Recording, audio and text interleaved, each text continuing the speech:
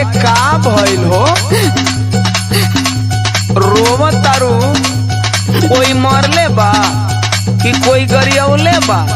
कोई डटले बोलले नहीं खेनु? नहीं।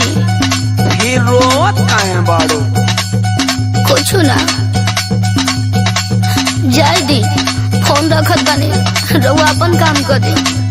हम तुमके रोवत छोड़ के फोन कैसे रख सकीला? काम करे में तनिको मन लागी?